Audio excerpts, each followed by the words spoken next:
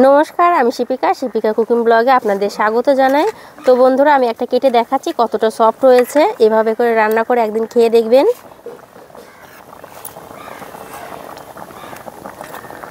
দেখেন কতটা সুন্দর হয়েছে। তো বন্ধুরা, বাড়িতে মাছ মাংস না থাকলে এই রেসিপিটা আপনারা করতে পারেন। আপনি যদি না বলে দেন কেউ ধরতেও পারবে না যে এই রেসিপিটা কী দিয়ে তৈরি করেছেন। তো বন্ধুরা, আর কথা না বাড়িয়ে আমি শুরু করে দেব। এখানে আমি কিছুটা মসুরের ডাল নিয়ে নিয়েছিলাম। ডালটা আমি 1 ঘন্টার মতন ভিজিয়ে রেখে দিয়েছিলাম। এখন আমি একটা মিক্সিং বলে দিয়ে দিচ্ছি। আর সামান্য একটু জল আছে ডালের মধ্যে, জলটা শুদ্ধায় দিয়ে দিচ্ছি। আর ভালো করে একটা মিহি পেস্ট করে নেব। খুব সুন্দর মিহি করে পেস্ট করে নিয়েছি। একটা পাত্রে আমি ঢেলে নিচ্ছি। এখানে আমি 3টা ডিম নিয়ে নিয়েছি। আর পিষে রাখা ডালের মধ্যে আমি ফাটিয়ে দিয়ে দেবো। আপনারা চাইলে কিন্তু 2টা ডিমও নিতে পারেন।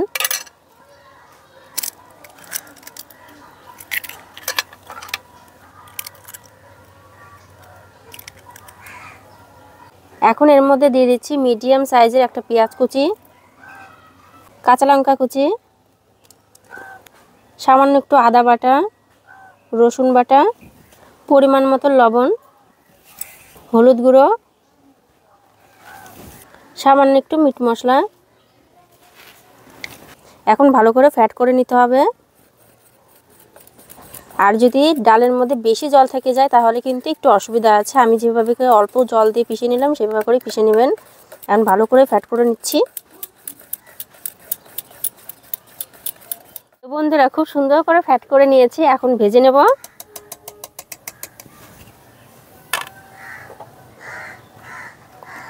একটা তাওয়াতে দিয়ে দিচ্ছি কিছুটা তেল। তেলটা চারিদিকে ছড়িয়ে নেব। তো বন্ধুরা, আবারও বলছি, এই রেসিপিটা একবার করে খেয়ে দেখবেন। বাড়ির সকলে আঙুল চেটে খাবে।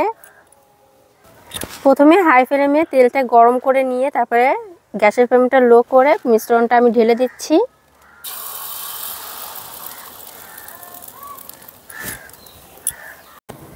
তো বন্ধুরা, মিশ্রণটা দেওয়ার পরে কিন্তু গ্যাসের ফ্লেমটা মিডিয়াম বা লো করে কিছুক্ষণ কুক করে নিতে হবে, না হলে 5 মিনিটের মতন।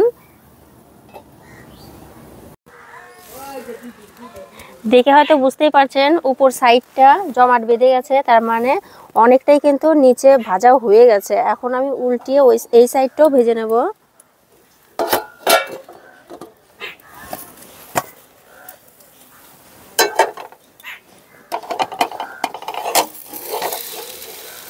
এই সাইডটাও ঢাকা দিয়ে আমি ভেজে নিচ্ছি।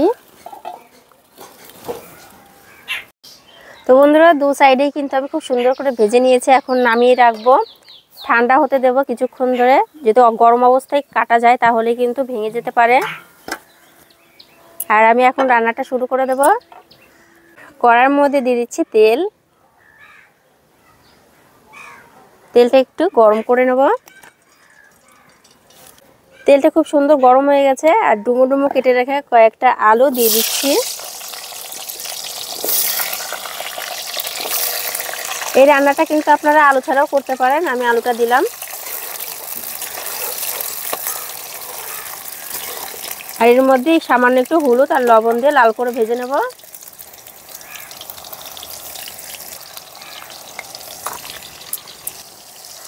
হলুদ লবণ দিয়ে এখন লাল করে ভেজে নেব।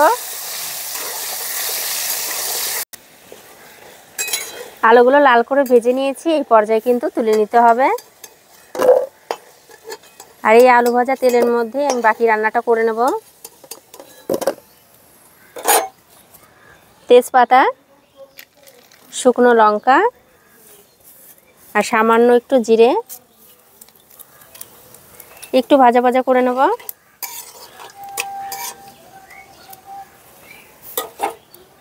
দুটো এলাচ আর সামান্য একটু দারচিনি।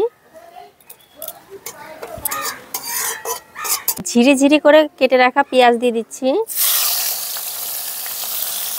পেঁয়াজটা একটু ভেজে নিতে হবে একটু সময় নিয়ে।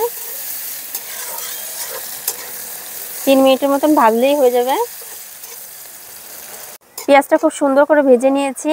এর মধ্যে আদা আর রসুন বাটাটা দিয়ে দেব। রসুন, আদা সামান্য একটু ভেজে নেব যাতে আদা আর রসুনের কাঁচা গন্ধটা চলে যায়। আর এই পর্যায়ে থাকতে কিন্তু গ্যাসের ফ্লেমটা লোতে। সামান্য একটু ভাজা ভাজা করে নিলাম, আদা আর রসুনের কাঁচা গন্ধটা চলে গেছে। এর মধ্যে এক এক করে মশলাগুলো অ্যাড করব। জিরের গুঁড়ো, ধনের গুঁড়ো, শুকনো লঙ্কার গুঁড়ো, পরিমাণ মতন লবণ, হলুদ গুঁড়ো। মশলাটাকে এখন ভালো করে কষিয়ে নিতে হবে একটু সময় নিয়ে।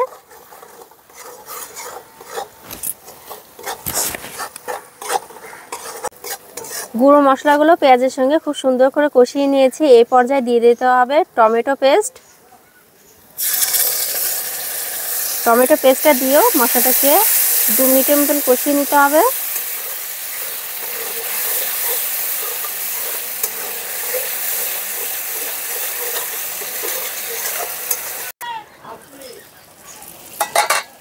টমেটো পেস্ট দেওয়ার পরে 2 মিনিটের মতন মশলাটাকে কষিয়ে নিয়েছে আর মশলা থেকে অনেকটা তেলও ছেড়ে দিয়েছে। আর এই পর্যায়ে ভেজে রাখা আলুগুলো দিয়ে সামান্য আরেকটু কষিয়ে নেব মশলাটাকে, যাতে আলুর মধ্যে মশলাটা খুব সুন্দর করে ঢুকে। মশলাটাকে কিন্তু একটু ঢাকা দিয়ে আমি কষিয়ে নেব।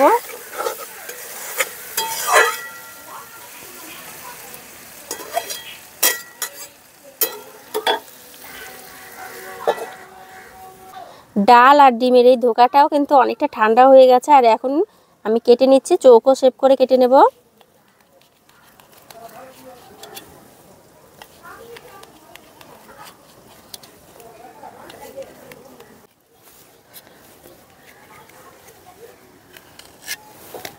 ধোকাগুলো খুব সুন্দর করে কেটে নিয়েছি।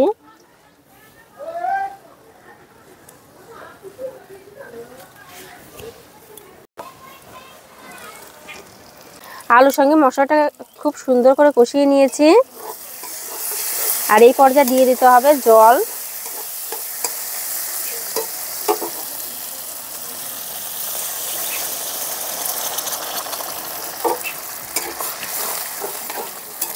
ঝোলটাকে ভালো করে ফুটিয়ে নেব।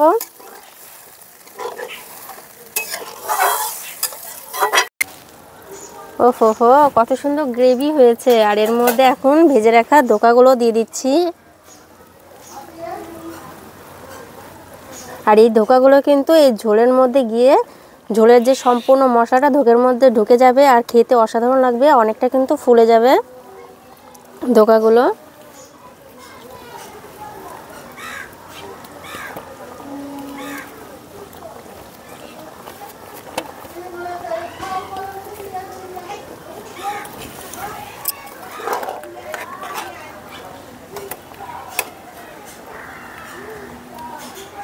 গ্যাসের ফ্লেমটা লো করে একটু নাড়াচাড়া করে 5 মিনিটের মতন ঢাকা দিয়ে রেখে দেব।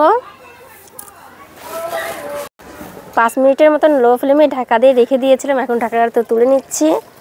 আর দেখেন ধোকাগুলো কিন্তু অনেকটা ফুলে বড় হয়ে গেছে। দেখেন বন্ধুরা, ধোকাগুলো কিন্তু একটু বড় হয়ে গেছে, ঝোলটা অনেকটা চুষে নিয়েছে। আর এই পর্যায়ে দিয়ে দেবো সামান্য একটু গরম মশলার গুঁড়ো,